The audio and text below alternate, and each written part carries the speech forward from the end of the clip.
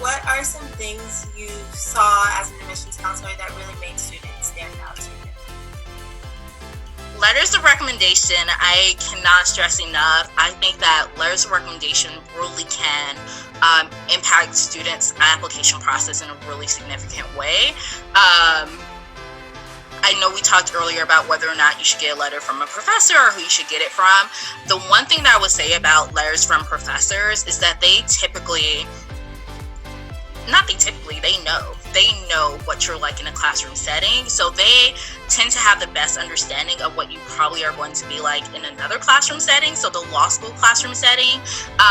And so even though we know that you probably have some sort of relationship with this professor, hence the reason why they offered to write a letter for you, we also know that these letters are probably one of the most unbiased sources of information that we can get about you.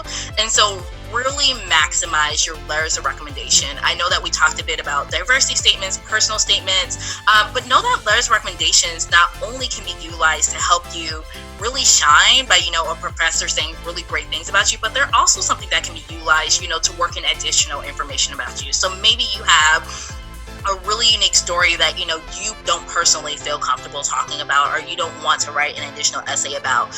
Let your professor know. Let them know that, this is something that, I want the admissions team to know about me. I don't want to include this in my personal statement, etc. I would love if you could try and find a way to work it in. Let them know what it is that you hope an admissions office knows about you by the time they're finished reading your application, and the ways that you have been able to incorporate that yourself in your application, and the gaps that you see that still exist. So I think that letters of recommendation honestly are one of the easiest, best ways for students to stand out, but also in the same foot is one of the easiest ways for students to really harm themselves. So again, professors do write honest letters of recommendation from time to time, and it's not always positive.